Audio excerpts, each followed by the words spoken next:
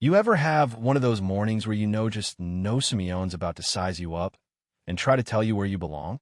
That was me, Morgan Freeman. On the day I walked into Aurora Airlines headquarters, my stomach twisted into knots, watching Captain Richards' eyes narrow as he blocked the entrance to the cockpit. "Do you belong here?" he demanded, every syllable dripping with contempt. It would have been almost funny if it weren't so familiar, but little did he know the papers tucked in my briefcase would silence him for good and change Aurora forever. Now, before we dive into how all this shook out, tell me, where are you watching from? Hit that like button if you've ever watched someone get underestimated, and buckle up because this story's about what happens when the tables turn in the most unexpected way. So, I step into that gleaming glass tower in downtown Chicago, sunlight bouncing off every angle, trying to remind myself to breathe. 35 years old, confident in my Navy suit, Hermes scarf, just so, walking like I own the place because, well, technically I do. But on that morning, only a handful of folks know I've quietly acquired 51% of the company. Everyone else sees just another visitor, maybe another diversity consultant, definitely not the new boss. My heels click across the marble, drawing a stare from a security guard who points me toward the employment office.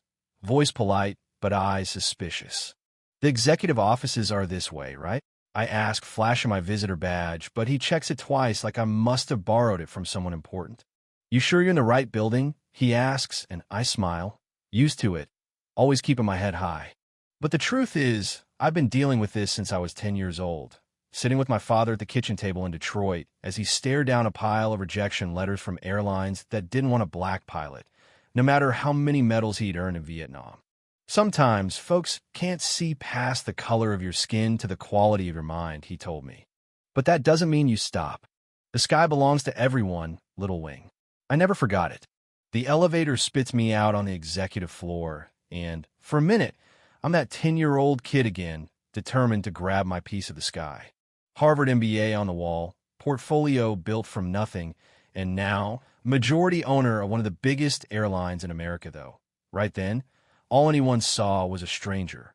I'd planned to wait a week before announcing myself, see the real culture. No masks, no performances. I arranged a full tour as a consultant for the new ownership, wanting to see how folks act when they think nobody's watching. But as I head toward the operations center, Captain James Richards steps in my path. 30 years with Aurora, silver hair, old-school glare, arms crossed like he's daring me to prove I belong. "This is a restricted area," he says, giving my badge a skeptical once-over. "And you are?" I meet his gaze. "Morgan Freeman. Here to evaluate operations for the new ownership." He laughs a short, sharp sound. "You're the consultant? Where's your escort?" "Supposed to meet me here," I reply, voice steady even as I feel eyes gathering, whispers starting. "Well, no one told me. I don't appreciate consultants wandering sensitive areas, especially those with no aviation background." The way he says it, you'd think consultant was a dirty word. I stand my ground. "I assure you, Captain Richards, I have every right to be here." He steps closer, voice loud enough for every pilot in the corridor. "Do you belong here? Because you look like someone who took a wrong turn on their way to a fashion show." Laughter echoes, and for a second, I want to just reach for my briefcase and let the ownership papers do the talking. But then what? They'd clean up their act for a day, put on a show, and go right back to the old ways tomorrow. So I smile, cool as ice. Maybe there's been a misunderstanding. I'll contact Mr. Chin in finance, who arranged my visit. He relaxes a little, thinking I'm backing down, tells me to wait in the lobby and mutters to a colleague as I walk away. Diversity consultants, always another lawsuit in the making. That night, I rethink my approach. Next morning, I show up with Thomas Chun, the CFO, a sharp, progressive guy, and one of the only people who knows who I am. He gives me full access, promises confidentiality. "Perfect," I say. "I want the real Aurora, not the stage version." We walk the operations center, and it's obvious white men clustered in prime spots, women and people of color on the edges, unwritten rules about who sits where. Crew schedules somehow always hand the toughest routes to minority attendants, and not a single supervisor looks like me. In the cafeteria, I spot a black flight attendant eating alone. I asked to join her. Eliza Washington's her name. 10 years at Aurora, perfect attendance, glowing feedback, but passed over for promotion 7 times. They told me I didn't fit the leadership image, she says, and I get it because I've heard it too. Have you filed complaints? I ask. 3 times. They disappeared. My supervisor told me I should be grateful just to have a job. I hand her my card, promise to listen.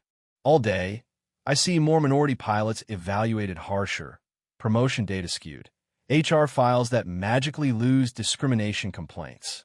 Then, in the hallway, I overhear Richards laughing with senior pilots. Do you belong here? You should have seen her face. Another diversity hire, thinking she can evaluate real pilots. Another voice chimes in about checking boxes. I step around the corner, conversation dies. I press Richards. Who determines merit at Aurora? People who understand aviation, he replies. Not consultants with fashion degrees. I nod. Actually, I have a Harvard MBA, but I appreciate your concern.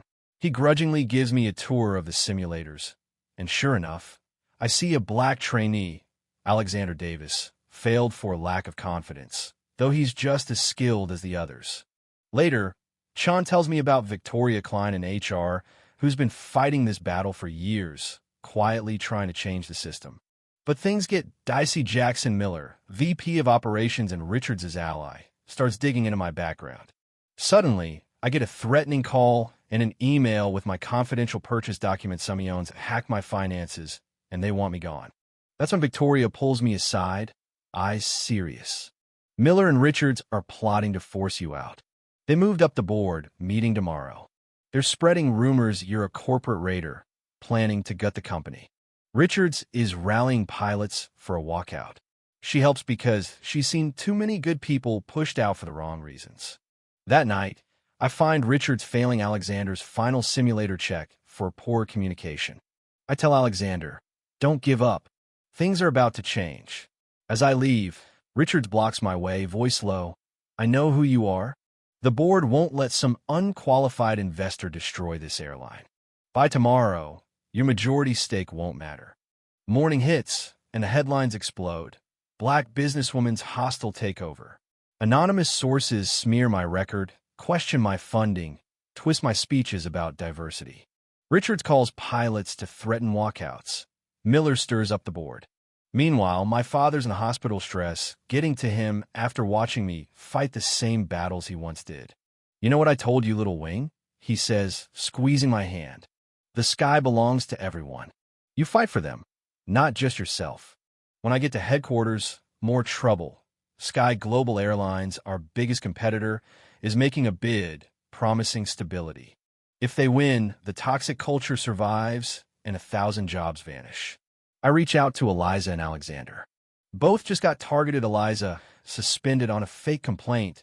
Alexander failed out of training. I decide to trust them. I'm not just a consultant. I own 51% of Aurora. Will you help me document the truth? They say yes, ready to fight. Then, a twist. Victoria finds proof that Miller's been siphoning funds and Richards collects bonuses every time a minority employee leaves. On top of that, a pilot I've never met, William Turner, reaches out with evidence Richards covered up a safety incident and blamed him. It's all bigger than I thought. Discrimination, safety, money. Final board meeting, tension thick as smoke. Richards makes his pitch. I'm an activist, no experience, here to wreck safety. I can't hold my tongue. With all due respect, Captain Richards, I belong here and I've got the paperwork to prove it. I present evidence of discrimination, financial theft, and the safety cover-up. My father wheels in, voice steady. I applied here 6 times after Vietnam, always told no. My daughter studied aviation from the time she could talk. She's more qualified than you know. The board is stunned, the evidence irrefutable. Security escorts Richards and Miller out. Captain Sarah Lindstrom steps forward with 30 pilots in full uniform. We support Morgan Freeman's leadership and vision for Aurora. That's when it finally hits me. We did it. 6 months later, Aurora is transformed, diverse, profitable, and for the first time, truly fair. William Turner heads up pilot training. Eliza runs cabin crew development. and Alexander is the youngest captain in company history. My father, after a lifetime on the ground, flies the owner's jet. At the spot Richards once blocked my path, a new plaque reads, "Everyone belongs in our sky." Now, tell me, what moment hit you hardest? Do you believe more companies need leaders willing to stand up like this? Comment below, hit that like, subscribe for more stories of triumph, and share this with someone who needs to hear it, because if there's one thing I've learned, it's this: real change needs both courage and strategy, and the sky truly does belong to everyone.